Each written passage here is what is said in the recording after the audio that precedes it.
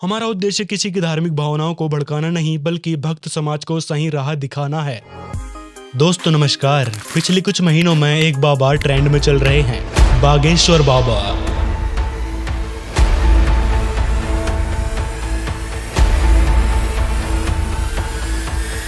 आजकल बागेश्वर बाबा काफी वायरल चल रहे हैं।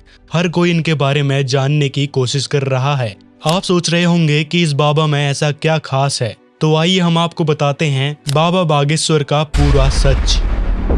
लोगों से जानकारी लेने के बाद पाया गया कि बाबा बागेश्वर यानी धीरेन्द्र कृष्ण शास्त्री बड़े ही चमत्कारिक ढंग से अपने भक्तों की परेशानियां बिना उनसे बात किए और बिना उन्हें जाने वे भक्तों की समस्याओं का पता लगा लेते हैं और उस समस्या का तुरंत समाधान भी दे देते हैं।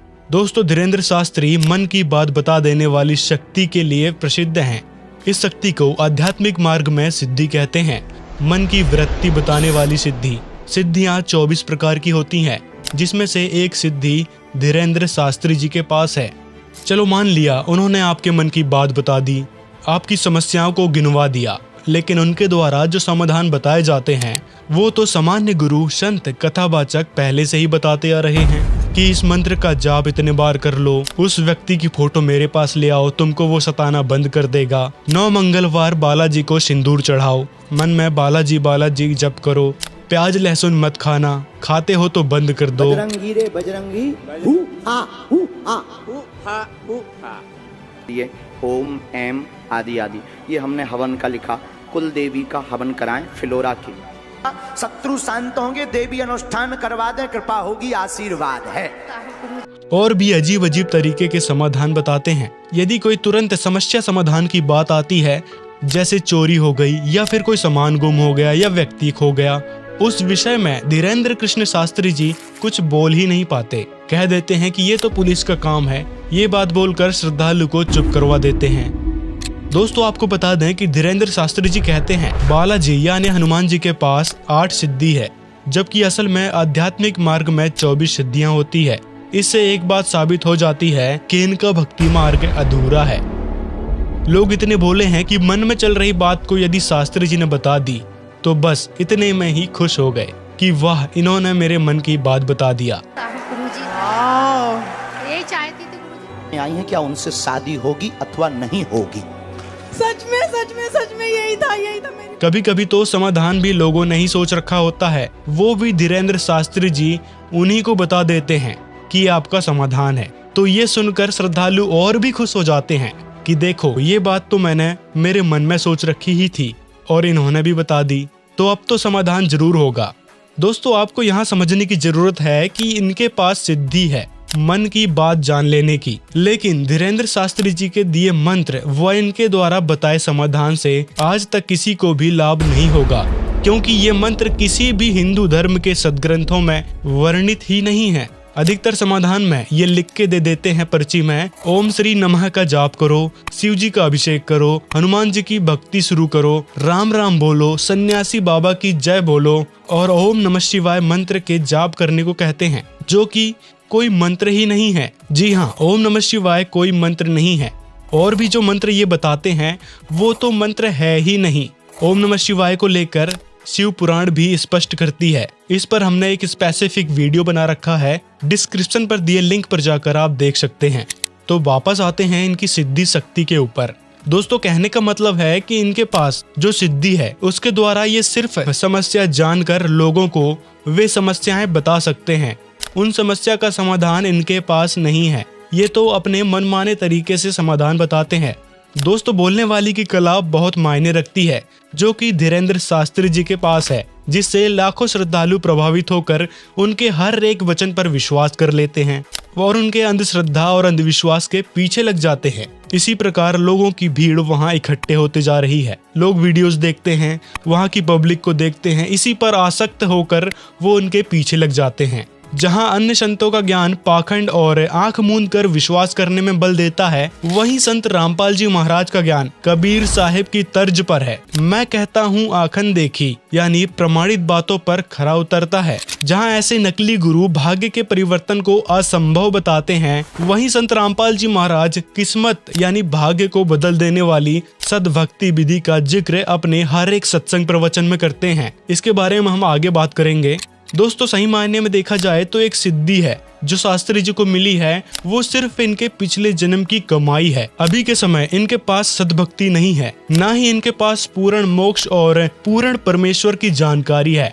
ये तो केवल बाबा हनुमान और बाबा सन्यासी को ही सबसे बड़ा मानते हैं। इनको शास्त्रों की कोई समझ ही नहीं है। इन्होंने कभी भी अपने प्रवचनों में किसी भी हिंदू धर्म के पवित्र सदग्रंथ श्रीमद् भागवत गीता और वेदों को खोलकर नहीं दिखाया है, ना ही इनका कोई जिक्र करते हैं, जबकि परमेश्वर की जानकारी पवित्र वेदों में लिखी है।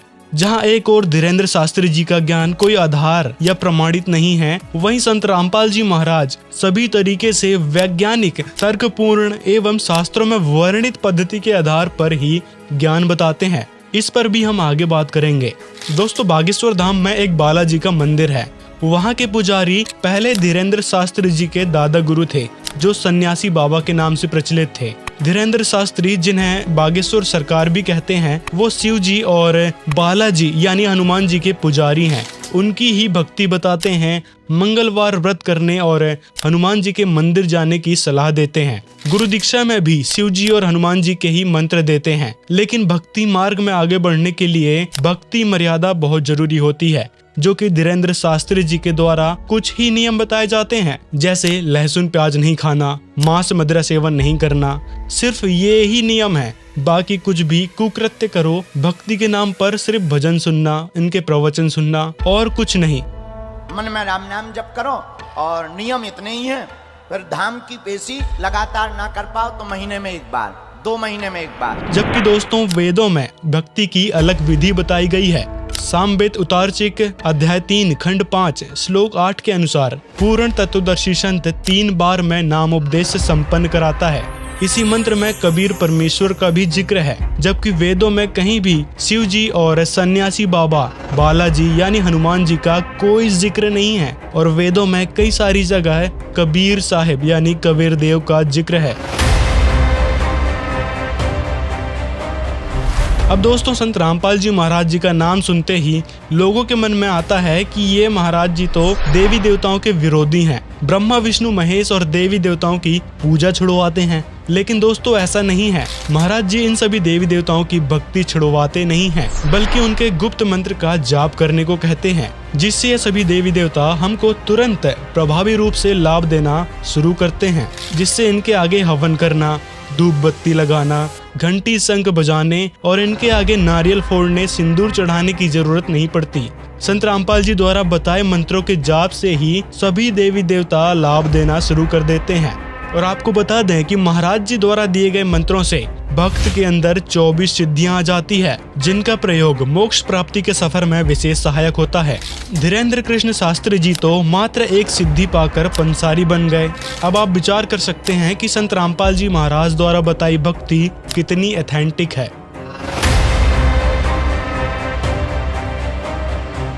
दोस्तों, लोग ये भी कहते हैं कि संत रामपाल जी तो कबीरदास, जो कि एकमात्र कवि हैं, उनकी भक्ति करने को कहते हैं, उनको पूर्ण परमात्मा बताते हैं। तो दोस्तों, आपको बता दें कि कबीर साहब को भगवान केवल संत रामपाल जी ही नहीं, बल्कि हमारे पवित्र सदग्रंथ भी बताते हैं। वेदों में प्रमाण है, यजुर्वेद अध्याय 29 मंत्र 25, ऋग्वेद मंडल 9 सूक्त 96 मंत्र 17, ऋग्वेद मंडल 9 सूक्त 96 मंत्र 18, ऋग्वेद मंडल 9 सूक्त 1 मंत्र 9 में कबीर का नाम कबीर देव वर्णित है। कुरान में कबीर या कबीरा का उल्लेख है।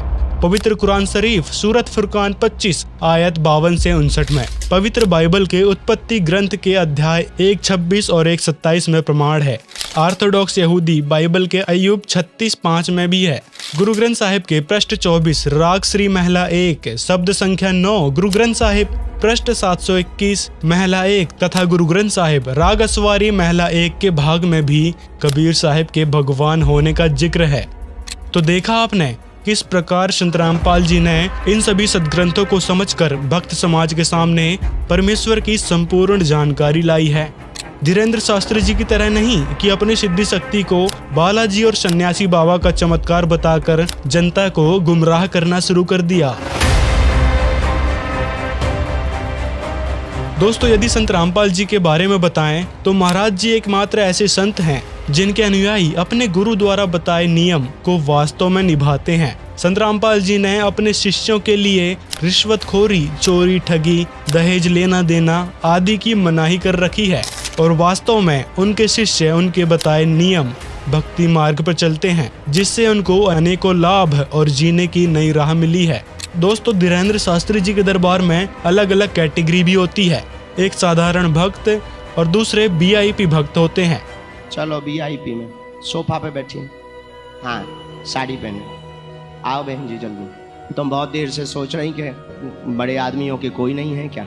विशेष बात यह है कि यहाँ सिर्फ हिंदू ही आते हैं, लेकिन संत रामपाल जी महाराज जी का ज्ञान केवल एक धर्म पर आधारित नहीं है, बल्कि संत रामपाल जी ने सभी धर्मों को एक बताया है। सभी धर्मों के पवित्र शास्त्रों को पढ़कर उसमें लिखी बातों को परमेश्वर की वाणी में मिलाकर फिर जन समाज को दिया है। संत रामपाल जी के शिष्य हर धर्म के लोग हैं, सभी को समान दर्जा दिया जाता है। महाराज जी के आश्रम में कोई वीआईपी नहीं होता, सबको समान दृष्टि से देखा जाता है, कोई भेदभाव नहीं किया जाता है। संत रामपाल जी ने हिंदू, मुस्लिम, सिख, ईसाई को एक छत के नीचे इकट्ठा कर दिया है। यह अपने आप में एक मिसाल है। संत रामपाल जी का कहना है कि जीव हमारी जाति है, मानव धर्म हमारा, हिंदू, मुस्लिम, सिख, ईसाई, धर्म नहीं कोई न्यारा।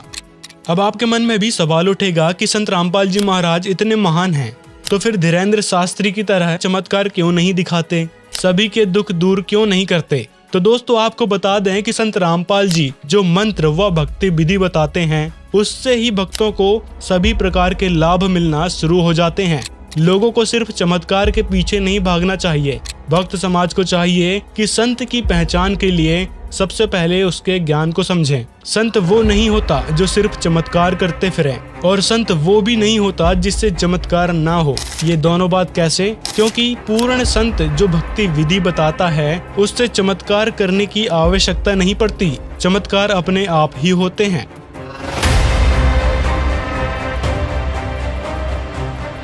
दोस्तों, चमत्कार की बात ही चल रही है तो लोगों के मन में एक बड़ा सवाल उठता है कि यदि संत रामपाल जी महाराज इतने महान हैं, सच्चे संत हैं, तो अभी तक जेल में क्या कर रहे हैं? कोई चमत्कार करके बाहर क्यों नहीं आ जाते? दोस्तों, इससे पहले आपको ये समझना होगा कि महाराज जी आखिर जेल क्यों गए। संत रामपाल जी महाराज ने देखा कि अगर समाज को शास्त्रों में लिखे हुए सत्य को नहीं बताया गया तो काल के दूत अर्थात ऐसे नकली गुरु हिंदू मुसलमान को आपस में लड़ाकर या अन्य क्रियाओं से या अन्य पाखंड से समाज को बर्बाद कर देंगे, यानी ये लोगों को भगवान से दूर कर नास्तिक बना देंगे। तब संत रामपाल जी महाराज ने समाज कल्याण के लिए परमेश्वर कबीर जी द्वारा दिए ज्ञान को समाज में फैलाना शुरू किया, जिससे नकली पाखंडी धर्म गुरुओं के पैरों तले जमीन खिसक गई। क्योंकि इस सत्य ज्ञान से सभी मानव एक हो जाएंगे, किसी में किसी प्रकार का मतभेद, लड़ाई झगड़ा नहीं रहेगा, और ऐसा हो जाने से इन नकली गुरुओं की दुकान बंद हो जाएंगी। संत रामपाल जी महाराज जी को पता था कि अगर मैंने इनको छेड़ा, मतलब इनके झूठ को उजागर किया, तो निसंदेह ये लोग राजनेताओं को बहला फुसलाकर मेरे बारे में उल्टा सीधा बताएंगे, और ऐसा ही हुआ। संत रामपाल जी महाराज के बारे में आर्य समाजियों ने व अन्य धर्म गुरुओं ने राजनेताओं को बहला फुसलाया और झूठे केस, मनगढ़ंत कहानियां बनाकर संत रामपाल जी को जेल में डलवा दिया। संत रामपाल जी महाराज मानवता को बचाने के लिए जेल गए हैं। हमें कम से कम उनके द्वारा दिए गए ज्ञान, उनके द्वारा लिखित पुस्तकों को पढ़कर उनके विचारों को पूरी तरह समझना चाहिए कि आखिरकार एक संत के इतने अनुयायी किस प्रकार दहेज मुक्त विवाह कर रहे हैं, कैसे नशा मुक्त हो रहे हैं, उनके आध्यात्मिक ज्ञान में ऐसी कौन सी शक्ति है कि लोगों के जानलेवा रोग ठीक हो रहे हैं। उनके आध्यात्मिक ज्ञान में जरूर ऐसी कोई बात होगी कि वह अपने गुरुदेव के गुणगान करते थक नहीं रहे हैं। संत रामपाल जी के ज्ञान से लोगों को परमात्मा की पहचान हो गई है। अब वे सतमार्ग पर अडिग होकर अपने गुरु पर विश्वास करते हैं। संत रामपाल जी जब चाहे बाहर आ सकते हैं, बस समय का इंतजार कीजिए। समय आने पर सबको मालूम लग जाएगा कि संत रामपाल जी से बढ़कर इस पूरी पृथ्वी पर सभी का हितैषी कोई और नहीं है। यदि बात करें चमत्कार दिखाने की, तो इस पर संत रामपाल जी कहते हैं कि सिद्धियों से सिर्फ प्रसिद्धि मिलती है, ना कर्म के दंड समाप्त हो सकते, ना ही मोक्ष प्राप्त हो सकता।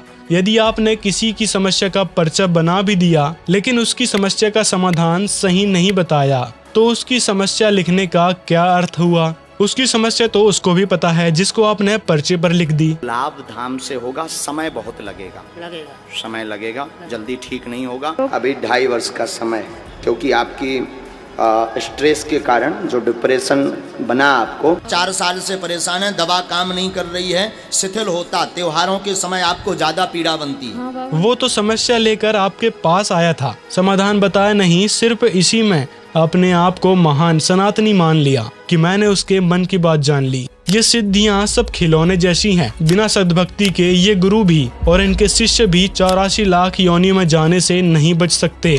धीरेन्द्र शास्त्री से बड़े सिद्ध गोरखनाथ जी हो चुके हैं, जो पत्थर के पहाड़ को सोने का पहाड़ बना दिया करते थे, मुर्दे तक को जीवित कर देते थे। ये सब सिद्धियों का कमाल है। जब गोरखनाथ जी से कबीर साहिब जी मिले, तब कबीर जी ने गोरखनाथ जी को कहा था, ये मुर्दे कहाँ जीवावता, तू भी मुर्दों माही। क्या मुर्दे जिंदे करते फिर रहा है? आप भी एक दिन मुर्दा हो जाओगे, यानी मृत्यु जरूर होगी। तो ये सब ड्रामे हैं, भक्ति नहीं है। और इस तरीके से हिंदू राष्ट्र नहीं बन पाएगा। हिंदू राष्ट्र यदि भारत को बनाना है, तो संत रामपाल जी महाराज के द्वारा बताई गई भक्ति करो। उनके ज्ञान से पूरे विश्व में आदि सनातन धर्म फैल रहा है और सभी लोग इसको स्वीकार भी कर रहे हैं। दोस्तों, जीवन आपका है और बेशक फैसला भी आपका ही होना चाहिए कि किस तरफ जाएं। एक तरफ मन की बात जान लेने वाली सिद्धि प्राप्त धीरेन्द्र कृष्ण शास्त्री जी, या फिर दूसरी तरफ सदग्रंथों के आधार पर भक्ति बताकर जन्म मृत्यु के जटिल रोग को मिटाकर 84 लाख योनि के चक्र से बचाने वाले और लोगों की किस्मत में लिखे दुख व अकाल मृत्यु तक को बदल देने वाले समाज सुधारक आदि सनातनी संत रामपाल जी की तरफ। इस विषय में अपनी राय कमेंट में जरूर बताएं और इस वीडियो को ज्यादा से ज्यादा लोगों तक शेयर करें, ताकि भगत समाज सही और गलत का निर्णय कर सके और अपने अनमोल मानव जीवन को व्यर्थ होने से बचा सके।